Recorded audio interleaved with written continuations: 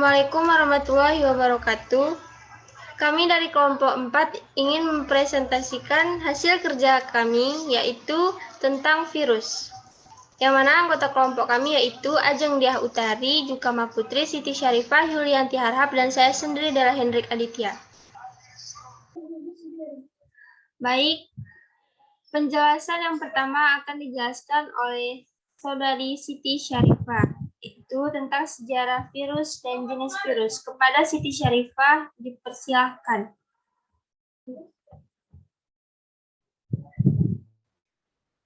Assalamualaikum warahmatullahi wabarakatuh. Baiklah, saya akan menjelaskan tentang sejarah virus. Yang pertama, Adolf Meyer. Pada tahun 1883, percobaan diawali dari munculnya penyakit mozaik pada daun tembakau. Yang kedua, Dmitri Ivanovsky pada tahun 1892 menyimpulkan adanya partikel yang lebih kecil lagi dari bakteri yang lolos saringan yang menularkan penyakit. Yang ketiga, Martinus William Beijerinck pada tahun 1899 menyimpulkan penyebab bercak kekuningan pada daun tembakau dinamakan virus. Jenis-jenis virus yang pertama hanya memiliki satu jenis asam nukleat yang diselubungi oleh kapsid atau selubung protein. Asam nukleat ini yaitu DNA atau RNA. Yang kedua, ukuran sangat kecil yaitu antara 25 sampai 30 nanometer. Untuk 1 nanometer sama dengan 10 sampai 9 meter. Yang ketiga, tubuh virus tidak berbentuk sel sehingga virus tidak memiliki inti sel, membran sel plasma dan sitoplasma. Yang keempat, virus hanya dapat hidup dan berkembang biak pada sel hidup atau dikenal juga sebagai parasit intraseluler obligat. Yang kelima, virus merupakan suatu makhluk metaorganisme. Makhluk metaorganisme merupakan suatu bentuk peralihan antara benda mati atau memiliki sifat yang dapat dikristalkan dan makhluk hidup atau dapat berkembang biak.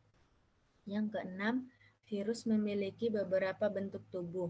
Bentuk tubuh virus yaitu bulat, batang, bentuk T, dan silindris. Di slide selanjutnya. Baik, terima kasih. Oke, untuk penjelasan selanjutnya yaitu bentuk-bentuk virus akan dibacakan oleh teman kita yaitu Yulianti Harhab. Kepada Yulianti dipersilahkan. Pertama, bentuk tubuh bulat dimiliki oleh virus penyebab penyakit AIDS, Ebola, dan influenza. Yang kedua, bentuk tubuh oval dimiliki oleh virus penyebab penyakit rabies. Yang ketiga, bentuk tubuh batang dimiliki oleh virus TMV atau tobacco mosaic virus. Yang keempat, bentuk tubuh polihidris dimiliki oleh virus adenovirus penyebab demam. Yang kelima, bentuk tubuh huruf T pada bakteriophag, virus menyerang bakteri E. coli. Struktur virus. Struktur virus terbagi antara yang pertama kepala berisi DNA atau RNA yang menjadi bahan genetik kehidupannya. Isi kepala ini dilindungi oleh kapsid. Yang kedua, isi tubuh bisa disebut dengan virion adalah bahan genetik yang berupa salah tipe asam nukleat. Tipe asam nukleat yang dimiliki virus akan mempengaruhi bentuk tubuh virus. Yang ketiga, ekor, bagian dalam struktur tubuh virus yang berfungsi sebagai alat untuk menempelkan diri pada sel inang. Yang keempat, kapsid. Rangkaian kapsomer pada tubuh virus yang berfungsi sebagai pembungkus RNA. Fungsi kapsid adalah sebagai pembentuk tubuh dan pelindung bagi virus dari lingkungan luar. Baik, penjelasan selanjutnya yaitu tentang perkembangan virus akan dijelaskan oleh teman kami yang bernama Ajeng Diah Utari. Kepada Saudari Ajeng Diah Utari dipersilahkan.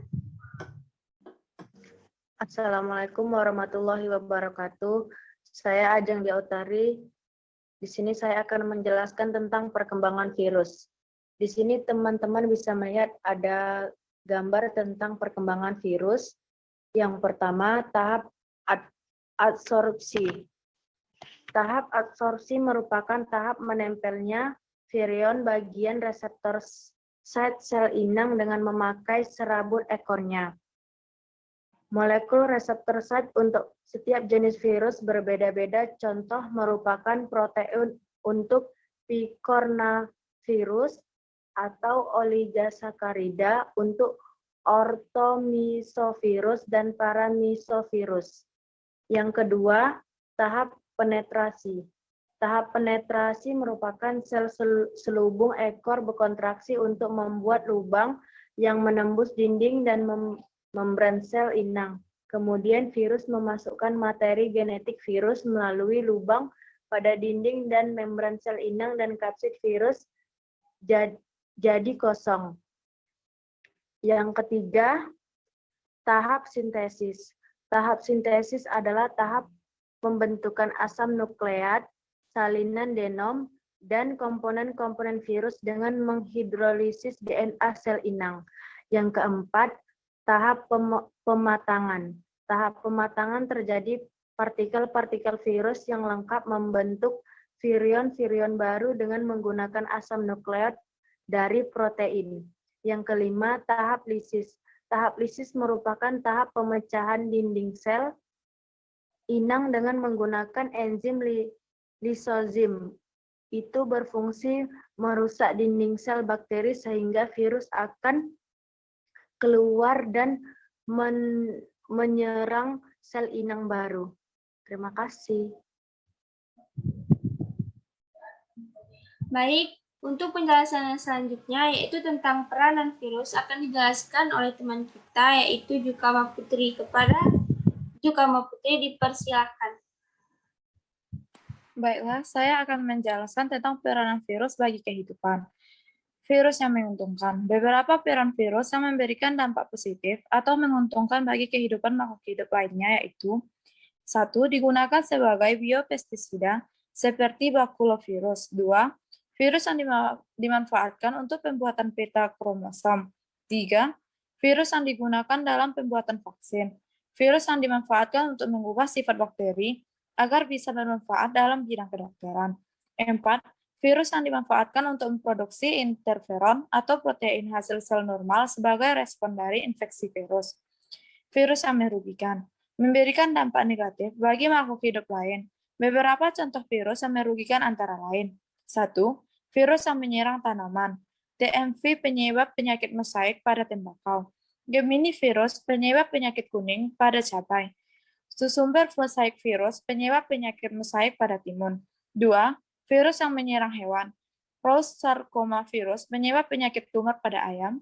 Virus Coxsackie penyebab penyakit mulut dan kuku di sapi, kambing, dan kerbau. Rhabdovirus penyebab penyakit rabies pada hewan berdarah panas. Baiklah, terima kasih. Sifat-sifat virus. Virus tidak bisa diendapkan menggunakan sentrifugasi biasa, namun bisa dikristalkan seperti benda mati. Yang kedua, virus yang mengkristal masih memiliki kemampuan menginfeksi organisme lain. Virus saat berada di luar makhluk hidup lain disebut sebagai virion. Virus hanya memiliki salah satu asam nukleat, bisa DNA saja atau RNA saja. Selain itu, virus memiliki selubung protein atau kapsid, namun tidak memiliki sitoplasma dan organel. Yang ketiga, virus hanya bisa berkembang biak melalui pembelahan diri di dalam makhluk hidup lain. Mungkin hanya ini yang dapat kami jelaskan. Apabila ada kesalahan, kami mohon maaf. Untuk selanjutnya, kami buka sesi pertanyaan. Masing-masing kelompok hanya boleh bertanya satu saja. Sekian, terima kasih. Assalamualaikum warahmatullahi wabarakatuh.